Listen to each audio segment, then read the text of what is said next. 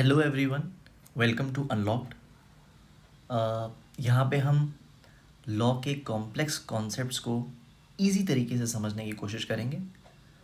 One level at a time, एक बार में एक टॉपिक को इन डेप्थ समझने की कोशिश करेंगे।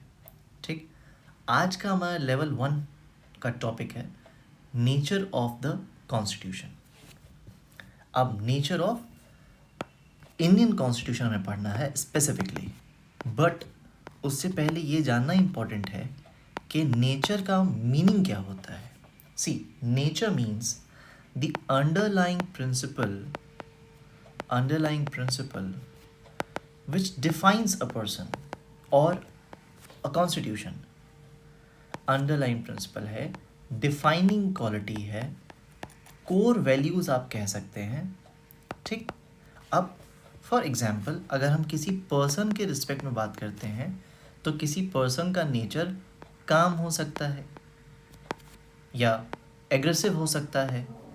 तो जिस तरीके से किसी पर्सन का नेचर यानी उसकी कोर वैल्यूज़, उसकी डिफाइनिंग क्वालिटी काम या एग्रेसिव हो सकती है, इसी तरीके से कॉन्स्टिट्यूशन का भी अपना नेचर हो सकता है। क्या नेचर हो सकता है?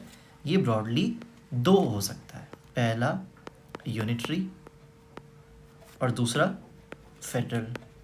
अब यूनिटरी क्या है, फेडरल क्या है, इस पे हम स्टेप बाय स्टेप आगे बढ़ेंगे। ठीक, नेचर हमें समझ में आ गया।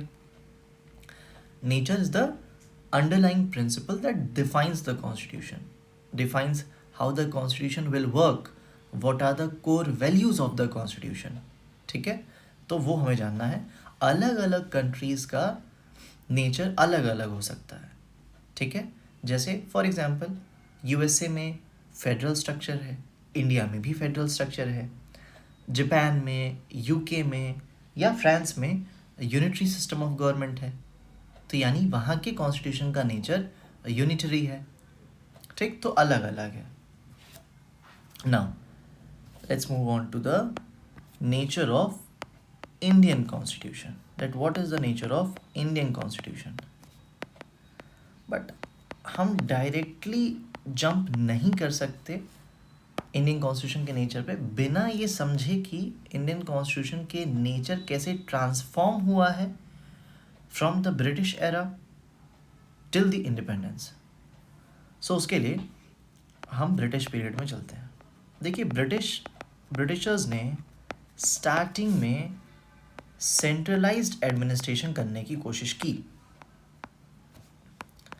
यानी कि सब कुछ सेंटर से गवर्न होगा और जो स्टेट्स हैं, जो प्रिंसली स्टेट्स हैं, उनकी ऑटोनॉमी को छीन लिया, जिसकी वजह से चूँकि इंडिया में इतनी रीजनल डाइवर्सिटी है कि आप सेंट्रलाइज्ड एडमिनिस्ट्रेशन कर ही नहीं सकते, और करते हैं तो ज़्यादा लंबे समय तक नहीं कर सकते।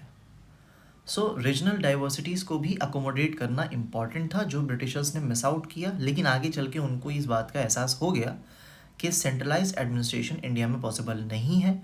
अगर वो केओस को अवॉइड करना चाहते हैं तो फेडरल पॉलिटी ही अप्लाई करनी पड़ेगी। तो 1970 से ब्रिटिशर्स ने फेडरल पॉलिटी को एक्सेप्ट कर लिया। अब मैं समझ रहा हूँ कि अभी तक मैंने फेडरलिज्म का या फेडरल पॉलिटी क्या होती है ये बताया नहीं है, लेकिन मैं चाह रहा हूँ कि पहले आप ये समझ जाएं कि हिस्ट्री कैसे कैसे इवॉल्व हुई है, फेडरलिज्म या फेडरल पॉलिटी या पॉलिटिकल स्ट्रक्चर ऑफ इंडिया कैसे कैसे चेंज हुआ है। ठीक, अब आफ्टर इंडिपेंडेंस की सिचुएशन देख लेते हैं कि आफ्टर इंडिपेंडेंस तो ऑप्शन था, वो चेंज कर सकते थे, या तो हम यूनिटरी सिस्टम ऑफ गवर्नमेंट भी अडॉप्ट कर सकते थे, बट हमने फेडरल पॉलिटी ही क्यों चुना? देखिए, बी आर अम्बेडकर साहब ने भी फेडरल पॉलिटी को सपोर्ट किया।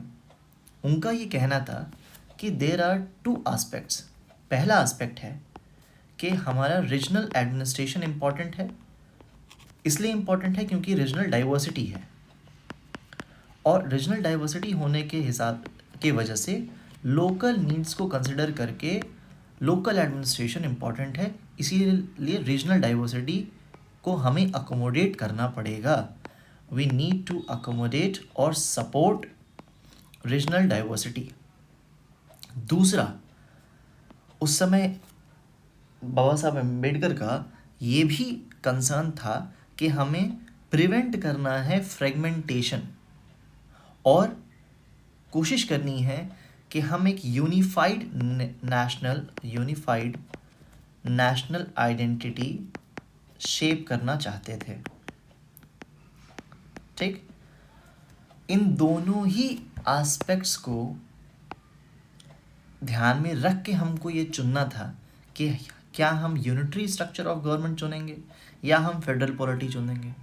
तो यूनिटरी फॉर्म ऑफ गवर्नमेंट में सेंट्रल एडमिनिस्ट्रेशन होता है और वो हमने पास में देख लिया कि वो वर्क नहीं कर रहा है।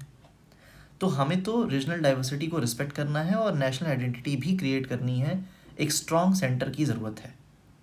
इसीलिए उन्होंने चुना federal form of government, federal polity. ठीक, अब हम एग्जैक्टली समझने की कोशिश करते हैं कि यूनिटरी क्या है और फेडरल क्या है, एग्जाम्पल बाय एग्जाम्पल और डेफिनेशन बाय डेफिनेशन गवर्न करेंगे। पहला, यूनिटरी फॉर्म ऑफ गवर्नमेंट। क्या होती है यूनिटरी फॉर्म ऑफ गवर्नमेंट? पहले मैं डेफिनेशन लिख देता हूँ ताकि समझने के लिए ईजी रहेगा। देखिए, यूनिटरी फॉर्म ऑफ गवर्नमेंट में या तो there is only one level of government, there is only one level of government और वही सब कुछ एडमिनिस्ट्रेशन देख रही है। ठीक, चलिए, या जो सब यूनिट्स हैं यानी कि स्टेट्स भी हम जिन्हें कह सकते हैं, जो स्टेट्स हैं वो क्या हैं? सबऑर्डिनेट हैं सेंट्रल अथॉरिटी के, सबऑर्डिनेट टू सेंट्रल अथॉरिटी। ठीक, तो यूनिटरी सिस्टम ऑफ गवर्नमेंट में क्या होगा?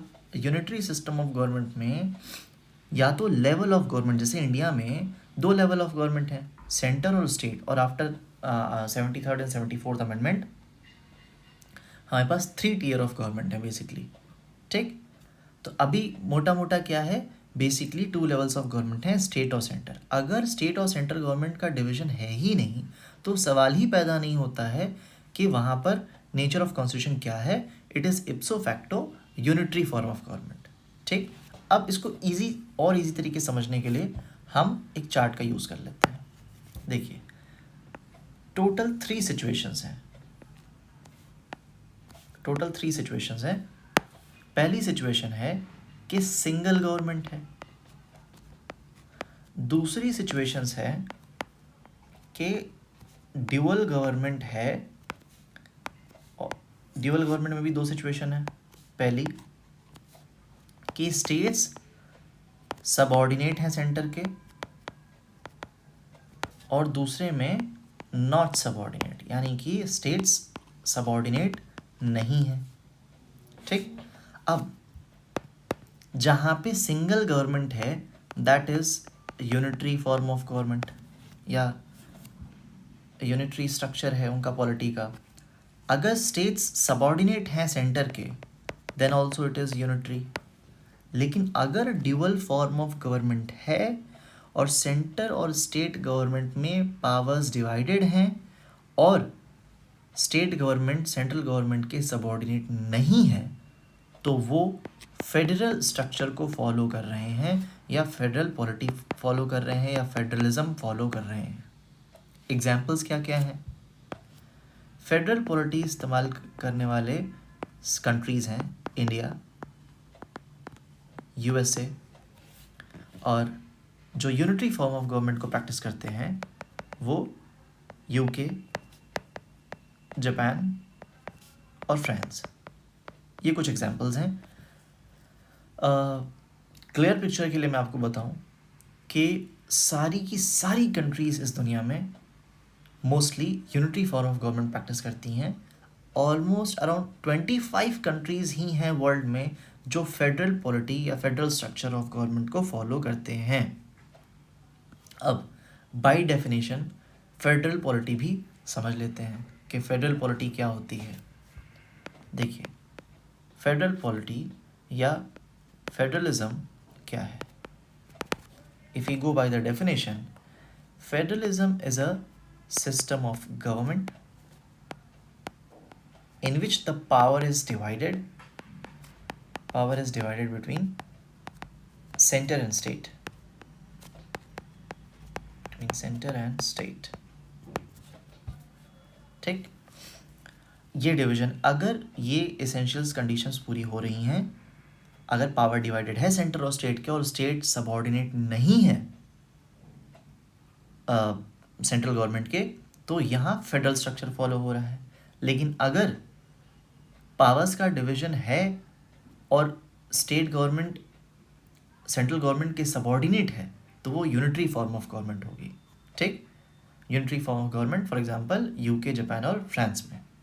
अब सो फेडरलिज्म क्लियर है, unitary form of government clear है। अब ये समझते हैं कि इंडिया का कॉन्स्टिट्यूशन का नेचर क्या है। तो हमने यहाँ पे एग्जाम्पल के रूप ऑब्वियसली देख लिया है और पहले भी समझ लिया है कि बी आर अम्बेडकर साहब ने फेडरल पॉलिटी को सपोर्ट किया। तो इंडियन कॉन्स्टिट्यूशन का नेचर फेडरल है।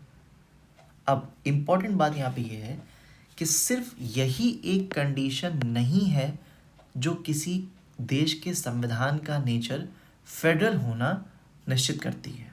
कुछ और कंडीशंस भी हैं जिनका होना इम्पॉर्टेंट है। सो अब हम इसेंशियल कंडीशंस पढ़ेंगे। आखिर ऐसे क्या इसेंशियल कंडीशंस हैं जिनका होना ज़रूरी है किसी कॉन्स्टिट्यूशन को फेडरल होने में। ठीक है, तो अब इसको rather than going by the books के हम एक एक टॉपिक को याद करें, इससे अच्छा है कि माइंड मैपिंग से समझने की कोशिश करते हैं कि एग्जैक्टली हो क्या रहा है। देखिए ये है, sorry,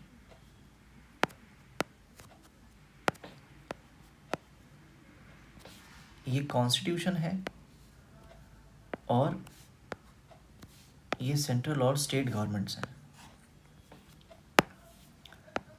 central government, state government और ये constitution. Constitution is like Lord Puneet के झुक के रहना पड़ेगा मेरे आगे। कॉन्स्टिट्यूशन क्या है? कॉन्स्टिट्यूशन सेंट्रल गवर्नमेंट और स्टेट गवर्नमेंट से बड़ा है। सेंट्रल गवर्नमेंट और स्टेट गवर्नमेंट कॉन्स्टिट्यूशन के सबऑर्डिनेट हैं और उनको उसी से कंट्रोल कर होना पड़ेगा। यानी कि सेंट्रल गवर्नमेंट और स्टेट गवर्नमेंट कुछ भी ऐसा नहीं कर सकते जो कॉन्स्टिट्यूशन में लिखा हुआ नहीं है। कॉन्स्टिट्यूशन के अगेंस्ट नहीं जा सकते, वो कॉन्स्टिट्यूशन के अधीन है। ठीक, तो यानी कि कॉन्स्टिट्यूशन क्या है? सुप्रीम है, सबसे बड़ा है। सेंट्रल गवर्नमेंट या स्टेट गवर्नमेंट कॉन्स्टिट्यूशन के अगेंस्ट जाकर काम नहीं कर सकते। अच्छा, दूसरा,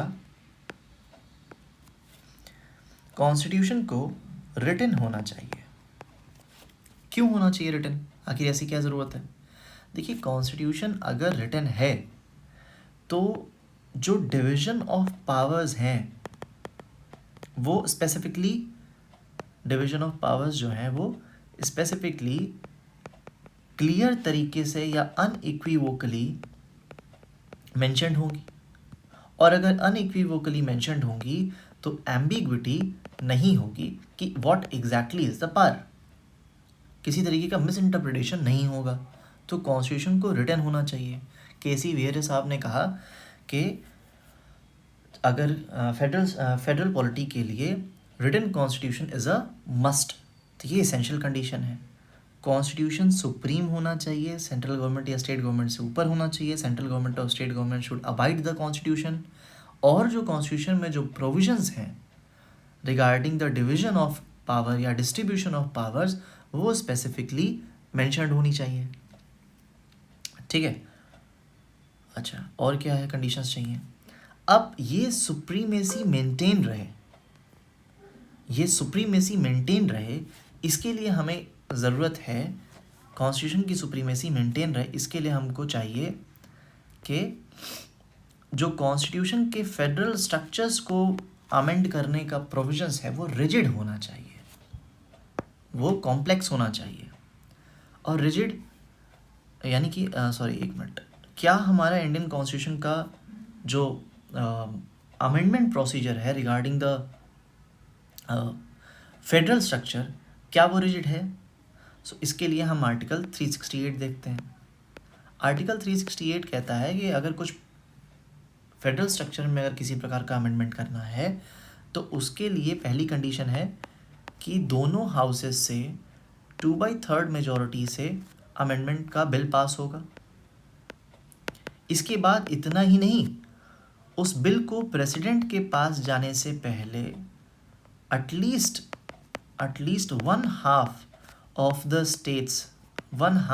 स्टेट्स को रेटिफाई करना पड़ेगा उस बिल को। इसके बाद वो प्रेसिडेंट के पास जाएगा और असेंट मिलने के बाद फेडरल स्ट्रक्चर में अमेंडमेंट किया जा सकता है।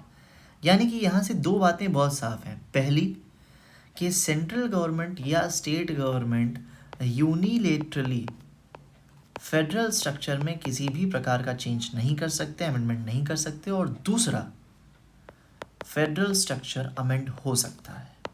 यानी कि ये कहना ठीक नहीं होगा कि फेडरल स्ट्रक्चर अनअमेंडेबल है, ऐसा नहीं है। उसमें अमेंडमेंट हो सकते हैं, लेकिन उस अमेंडमेंट का प्रोसीजर रिजिड है। ठीक, अब इतना हमने एक मोटा मोटा समझ लिया, इसको समराइज कर देते हैं कि सेंट्रल गवर्नमेंट और स्टेट गवर्नमेंट में पावर्स का डिस्ट्रीब्यूशन होना चाहिए। पहली बात, powers regarding legislative power, administrative power, financial power. ठीक, इनका डिवीजन होना चाहिए। ये डिवीजन साफ साफ शब्दों में किसी एक रिटन कॉन्स्टिट्यूशन में लिखा होना चाहिए। वो written constitution supreme law of the land होना चाहिए। और सुप्रीमेसी को मेंटेन करने के लिए, भाई आप अगर सुप्रीमेसी मेंटेन कैसे, अगर आप ये प्रोसीजर, अमेंडमेंट का प्रोसीजर रिजिड नहीं रखेंगे तो वो तो कॉन्स्टिट्यूशन के फेडरल स्ट्रक्चर में चेंज कर देंगे। कोई एक सिंगल गवर्नमेंट यूनिलेटरली चेंज कर सकती है और फेडरल पॉलिटी जो है का स्ट्रक्चर ध्वस्त हो जाएगा। तो इसके लिए वो सुप्रीमेसी मेंटेन रहे, इसके लिए अमेंडमेंट का जो प्रोसीजर है उसको हमको रिजिड रखना पड़ेगा, ईजी नहीं रख सकते। अगर ये सारी कंडीशंस फुलफिल्ड हैं तो फेडरलिज्म है, फेडरल पॉलिटी है। अच्छा, एक कंडीशन और है, मैं भूल गया पहली लास्ट में, कि अगर आगे चल के किसी भी प्रकार का कोई कंट्रोवर्सी होती है, कोई कॉन्फ्लिक्ट होता है regarding the distribution of power between the central government and state government, तो उस सिचुएशन में उस कॉन्फ्लिक्ट को डिसाइड कौन करेगा? तो उस कॉन्फ्लिक्ट को डिसाइड करने के लिए एक इंडिपेंडेंट बॉडी की ज़रूरत है जो सेंट्रल या स्टेट गवर्नमेंट किसी से भी प्रभावित ना होती हो। ठीक, तो उसके लिए एक इंडिपेंडेंट और इम्पार्शियल जुडिशरी की भी हमको आवश्यकता है। और हमारे केस में, इंडिया के केस में, वो सुप्रीम कोर्ट के पास है आर्टिकल 131 कि अगर कोई कॉन्फ्लिक्ट होता है तो वो सुप्रीम कोर्ट उसको डिसाइड करेगा। ठीक, अगर ये कंडीशंस, कौन कौन सी कंडीशन? पहले की डिस्ट्रीब्यूशन ऑफ पावर होना चाहिए, दूसरी की कॉन्स्टिट्यूशन सुप्रीम होना चाहिए, कॉन्स्टिट्यूशन रिटन होना चाहिए, फेडरल स्ट्रक्चर्स में अमेंडमेंट रिजिड होने चाहिए, और अगर कोई कंट्रोवर्सी अराइज होती है तो फाइनल इंटरप्रेटर कौन होगा? फाइनल इंटरप्रेटर होगा सुप्रीम कोर्ट, जुडिशरी। ठीक, इतनी कंडीशंस अगर पूरी हैं तो फेडरलिज्म है। अब हम नोट से गवर्न हो लेते हैं कि अगर कोई पार्ट छूट गया है तो वो वहाँ कवर हो जाए। देखिए, नेचर ऑफ कॉन्स्टिट्यूशन पढ़ना है। Questions regarding the nature of constitution arises if there are at least 2 government. यानी कि अगर एक सिंगल गवर्नमेंट है तो सवाल ही पैदा नहीं होता कि वो कॉन्स्टिट्यूशन का नेचर क्या होगा, क्योंकि वो यूनिटरी ही होगा। क्योंकि यूनिटरी फॉर्म ऑफ गवर्नमेंट है क्या? एग्जैक्टली डेफिनेशन क्या है कि यूनिटरी फॉर्म ऑफ गवर्नमेंट एक ऐसा सिस्टम ऑफ गवर्नमेंट है जहाँ पे या तो सिर्फ एक लेवल ऑफ गवर्नमेंट है, या जो सब यूनिट्स हैं या जो स्टेट्स हैं वो सेंट्रल गवर्नमेंट के सबऑर्डिनेट हैं। एक सेंट्रलाइज्ड एडमिनिस्ट्रेशन चलता है वहाँ पे। तो कॉन्स्टिट्यूशन किसी भी कंट्री का या तो यूनिटरी हो सकता है या फेडरल हो सकता है। फेडरल ऑलमोस्ट 25 कंट्रीज़ जो हैं वो फेडरल स्ट्रक्चर को फॉलो करती हैं, जिसमें से इंडिया भी एक है। और इसके अलावा एग्जांपल्स हैं यूएसए, ऑस्ट्रेलिया, रशिया, कनाडा, ये सब भी हैं। यूनिटरी कॉन्स्टिट्यूशन में गवर्नमेंट की पावर सेंट्रलाइज्ड होती है, सेंट्रल गवर्नमेंट में वेस्ट होती है। स्टेट गवर्नमेंट्स ऑलमोस्ट सबऑर्डिनेट होते हैं। नेक्स्ट है, union government does not confer the state an independent and legal status, नहीं मिलता है। फेडरल कॉन्स्टिट्यूशन क्या कह रही है? इंडिपेंडेंट स्टेटस देती है स्टेट को और सेंट्रल गवर्नमेंट की इक्वल ट्रीट किया जाता है। एसेंशियल कंडीशंस में ये है कि डिस्ट्रीब्यूशन ऑफ पावर होना चाहिए सेंटर स्टेट में। हमारे क्या इंडियन कॉन्स्टिट्यूशन में डिस्ट्रीब्यूशन ऑफ पावर है? हाँ है। कॉन्स्टिट्यूशन रिटन है, बिल्कुल। Constitution supreme law of the land है, yes. In fact largest written constitution है, लार्जेस्ट रिटन कॉन्स्टिट्यूशन है। रिजिड प्रोसीजर है, yes, it is article 368। Judiciary impartial और इंडिपेंडेंट होनी चाहिए। ओके, अब मैं आपको दिखाता हूँ। हाँ, भीमराव अम्बेडकर से जब पूछा गया कि कॉन्स्टिट्यूशन के नेचर के बारे में आप क्या कहते हैं, कि आपका मानना है कि कॉन्स्टिट्यूशन का नेचर यूनिटरी है या फेडरल है, तो उन्होंने कहा कि मैं समझता हूँ कि हम सारे लोग एग्री करते हैं इस बात पे कि नॉट विथ स्टैंडिंग कुछ प्रोविजंस ऐसे हैं जहाँ पे सेंट्रल गवर्नमेंट को स्पेशल पावर्स दी गई हैं, इसके बावजूद भी हमारा कॉन्स्टिट्यूशन और कुछ नहीं बल्कि फेडरल कॉन्स्टिट्यूशन है। It is none the less federal constitution. Supreme court ने भी कहा है कि हमारा कॉन्स्टिट्यूशन बेसिकली फेडरल है। बेसिकली फेडरल इसलिए क्योंकि कई सारे प्रोविजंस ऐसे भी हैं जो यूनिटरी इन नेचर हैं और वो हमारे कॉन्स्टिट्यूशन के नेचर को एक यूनिटरी बायस दिखाते हैं। ठीक, उसी की वजह से आगे चल के कुछ कंट्रोवर्सी भी हुई थी, वो क्या है उस पर हम अभी बाद में समझेंगे। ओके, ठीक है। अब एक बार हम फिर से समराइज़ कर लेते हैं, फिर हम कंट्रोवर्सी की तरफ बढ़ेंगे।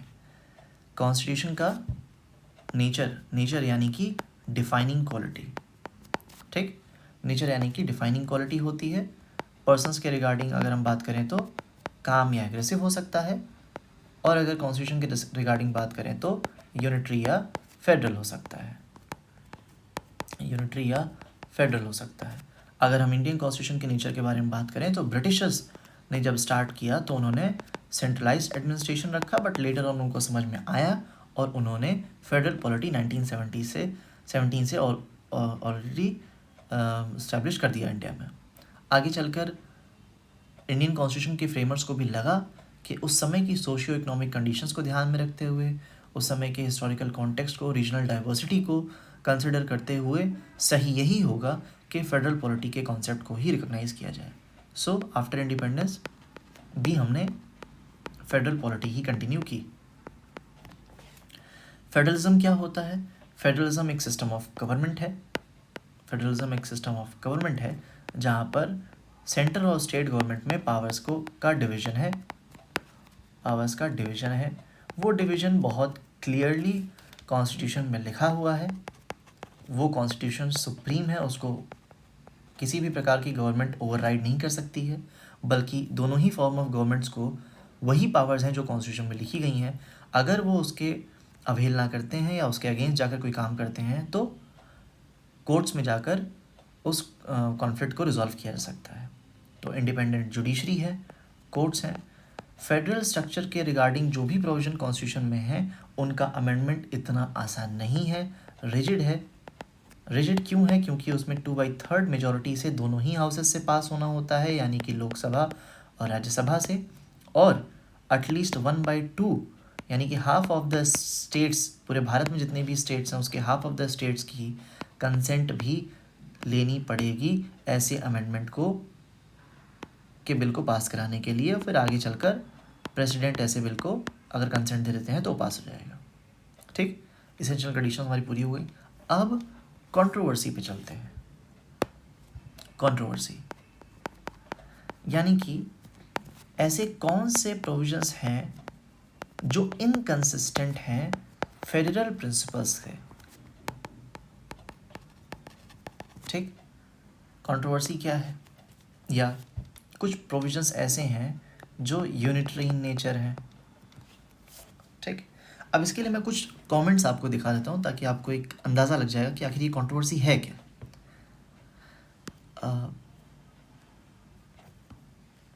केसी बेहरे का कमेंट है, ये देखिए। Indian constitution establishes a unitary state with subsidiary federal nature. बल्कि हमारा है क्या? हमारा फेडरल नेचर है with subsidiary unitary provisions. But ये कह रहे हैं कि ये उल्टा है। इंडिया के अंदर यूनिटरी स्टेट हैं, हम एक यूनिटरी स्टेट हैं, हम एक यूनिटरी सिस्टम ऑफ गवर्नमेंट है, यानी कि हमारे स्टेट्स हमारे सबऑर्डिनेट हैं। और हाँ, हमारे पास कुछ प्रोविजंस ऐसे हैं जहाँ पर हम पावर्स को डिस्ट्रीब्यूट करते हैं। ठीक। जेनिंग साहब ने कहा कि इंडियन कॉन्स्टिट्यूशन एक फेडरेशन है। हाँ, स्ट्रॉन्ग सेंट्रलाइजिंग टेंडेंसी है, ऐसा मैं मानता हूँ। तो केसी वेहरे की एक मतलब इन्होंने बहुत सारे कॉन्स्टिट्यूशन एक्सपर्ट हैं, इन्होंने बहुत सारे कंपैरिजंस किए हैं, तो ये कंट्रोवर्सी अराइज हुई। अब कंट्रोवर्सी किन प्रोविजंस को लेकर अराइज हुई है, क्योंकि ये भी हमको समझना पड़े, क्योंकि अगर आग धुआं निकला है तो ऑब्वियसली कहीं आग लगी होगी। कुछ प्रोविजंस तो ऐसे होंगे जिनको देख के ऐसा लग रहा है कि भाई इनका कॉन्स्टिट्यूशन, अगर उन्होंने वो कॉन्स्टिट्यूशन एनालिस्ट हैं और वो एनालाइज किया तो उन्होंने क्या ऐसा देखा कि उनको लगा कि हमारा प्रोविज़न या हमारा कॉन्स्टिट्यूशन यूनिटरी इन नेचर है, फेडरल इन नेचर नहीं है। तो पहला प्रोविज़न जो है वो है आर्टिकल 3। आर्टिकल 3 कहता है कि पार्लियामेंट के पास ये पावर है कि वो स्टेट्स को के नाम को चेंज कर सकते हैं, स्टेट्स की बाउंड्रीज़ को एक्सटेंड या लिमिट कर सकते हैं। ठीक है, तो यानी कि रिकंस्ट्रक्शन ऑफ स्टेट्स की पावर पार्लियामेंट के पास है। तो इससे देखकर ऐसा लगता है कि Indian constitution federal in nature नहीं है बल्कि यूनिटरी इन नेचर है। इसके आंसर में ज्यूरिस्ट ने ये कहा कि आर्टिकल 3 उस समय इंडिया, आप ऐसे ही किसी चीज़ को जज नहीं कर सकते, आपको कॉन्टेक्स्ट समझना पड़ेगा कि जब कॉन्स्टिट्यूशन बनाया जा रहा था तो फ्रेमर्स को ये डर था, फ्रेमर्स और साथ में उनका एम था कि उनको इंडिया का फ्रेगमेंटेशन प्रिवेंट करना है, यूनिफाइड बनाना है, तब जबकि इतनी रीजनल डाइवर्सिटी है और आगे चांसेस थे इंटीग्रेशन ऑफ स्टेट्स के। तो जब इंटीग्रेशन ऑफ स्टेट्स होगा तो उस समय हमें स्टेट्स को रिकंस्ट्रक्ट करने की ज़रूरत पड़ेगी, और इसीलिए पार्लियामेंट ने ये पावर अपने हाथ में रखी। नेक्स्ट कंट्रोवर्सी है रिगार्डिंग आर्टिकल 252। आर्टिकल 252 पार्लियामेंट को पावर देता है कि वो स्टेट लिस्ट या स्टेट सब्जेक्ट्स में जो मैटर हैं उन पे लॉ बना सकता है। अब केसी वेरे साहब को लगा कि अरे स्टेट लिस्ट के जो मैटर हैं उनमें सेंट्रल लॉ कैसे बना सकता है, अगर सेंट्रल लॉ बना रहा है मतलब सेंटर डोमिनेट कर रहा है और स्टेट्स को डोमिनेट कर रहा है, इसीलिए वो यूनिटरी फॉर्म ऑफ गवर्नमेंट है। बट अगर जो विद ऑल ड्यू रिस्पेक्ट, ऐसा क्रिटिक्स कहते हैं कि अगर केसी वेरे साहब ने एनालाइज किया होता और 252 को पढ़ा होता तो उनको ये दिखाई देता कि पार्लियामेंट को पावर लॉ बनाने की नॉर्मली नहीं है। अगर दो या दो से ज़्यादा स्टेट्स जाकर स्टेट्स को और उनकी लेजिस्लेचर पास करती है और उनको ये लगता है, वो सेंटर के पास खुद जाते हैं और उनसे कहते हैं कि साहब आप आकर स्टेट के उन सब्जेक्ट्स पे लॉ बनाइए, और तभी पार्लियामेंट को ये पावर मिलेगी कि वो लॉ बना सके। तो यानी कि जब स्टेट्स खुद सेंटर के पास जा रहे हैं और कह रहे हैं कि साहब स्टेट लिस्ट में जो सब्जेक्ट्स हैं वो हमसे संभल नहीं रहे हैं और आप आइए हमारी मदद करिए, अपनी एक्सपर्टीज़ दिखाइए और इसे कंट्रोल करिए, इसके रिगार्डिंग लॉ बनाइए। तो जब स्टेट्स खुद आ रही हैं तो हमने स्टेट को डोमिनेट कब किया, तब सेंटर ने स्टेट के कहने पर ही लॉ बनाया है, तो इसमें सेंटर स्टेट डोमिनेट कैसे हो गई। ठीक है, तो दूसरा ये कंडीशन हो गया। तीसरा प्रोविजंस पे जिस पे कंट्रोवर्सी अराइज हुई वो प्रोविजंस थे इमरजेंसी के दौरान, इमरजेंसी के प्रोविजंस। इमरजेंसीज के दौरान सेंट्रल गवर्नमेंट को स्टेट गवर्नमेंट के ऊपर काफ़ी पावर मिल जाती है और उसको वो ओवरराइड करती है। तो अब इसके रिगार्डिंग जो ज्यूरिस्ट है उन्होंने ये कहा है कि पहली बात तो अगर आपको किसी व्यक्ति का नेचर अगर एनालाइज करना है, फॉर एग्जांपल अगर आपको किसी व्यक्ति का नेचर एनालाइज करना है, मान लीजिए कोई पर्सन है जो जनरली काम नेचर का है लेकिन किसी एक इंस्टेंस पे किसी ने उसको प्रोवोक किया, उसकी वजह से उसको एंगर आ गया और उसने अगर गुस्सा कर दिया, तो इसका मतलब ये नहीं कि वो जनरली गुस्सैल नेचर का है या जनरली एग्रेसिव नेचर का है, वो पर्टिकुलर सर्कमस्टेंसेस में एग्रेसिव होगा। बट अगर आपको किसी का नेचर जानना है तो उसकी कोर पर्सनैलिटी को ध्यान देना पड़ेगा। उसकी कोर पर्सनैलिटी तो काम ही है। हाँ, कुछ पर्टिकुलर इंस्टेंसेस में वो एग्रेसिव हो सकता है, तो अगर इंडियन कॉन्स्टिट्यूशन के कोर वैल्यूज़ को देखना है या फाउंडेशनल क्वालिटीज़ को देखना है, तो फाउंडेशनल क्वालिटीज़ तो डोमिनेटिंग नहीं है। सेंटर सिर्फ तभी इंटरफेयर कर रहा है स्टेट में जब एमरजेंट सिचुएशंस हैं, और एमरजेंट सिचुएशंस हमेशा तो आती नहीं रहती हैं, लेकिन जब भी आएंगी तो नेशनल इंटरेस्ट में सेंटर को आगे आना पड़ेगा। तो आप किसी के पर्टिकुलर इंस्टेंस से उसके जनरल कैरेक्टर को एनालाइज नहीं कर सकते, इसीलिए उन्होंने कहा कि केसी वेरे साहब यहाँ पे गलत है कि हमारा यूनिटरी फॉर्म ऑफ गवर्नमेंट है, हम फेडरल ही हैं। ओके, नेक्स्ट, और मैं देख लूँ क्या बच गया, क्या कंट्रोवर्सी है। हाँ, एक गवर्नर के अपॉइंटमेंट को के लेके रिगार्डिंग है कि साहब गवर्नर को अपॉइंट करने का काम और उसको रिमूव करने का काम आर्टिकल 155 से अगर देखें तो प्रेसिडेंट कर रहा है, और प्रेसिडेंट तो काउंसिल ऑफ मिनिस्टर्स के कहने पर चलता है। तो ये तो यूनिटरी फॉर्म ऑफ गवर्नमेंट का फीचर है। क्रिटिक्स का इसमें ये कहना, जूरिस्ट का इसमें ये कहना है कि ये इम्पॉर्टेंट है।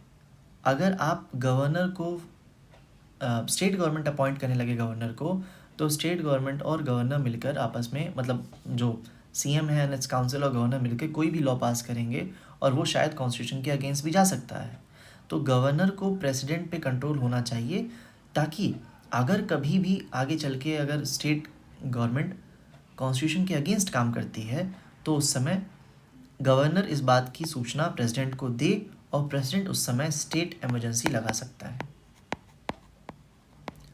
अगर लगता है कि वो कॉन्स्टिट्यूशन के अगेंस्ट काम कर रहे हैं तो स्टेट इमरजेंसी लगाई जा सकती है। और गवर्नर को कंट्रोल करने के लिए इसीलिए समहाउ प्रेसिडेंट को अपॉइंटिंग अथॉरिटी या रिमूवल अथॉरिटी क्रिएट किया गया है। ये इसके रिगार्डिंग कंट्रोवर्सीज थी, और उस कंट्रोवर्सीज़ के अगेंस्ट में जो भी कमेंट्स हैं वो भी मैंने आपको बता दिया। बाकी जो भी कुछ अगर थोड़ी मोड़ी चीज़ें बच गई होंगी तो वो ये नोट से आप देख लेना।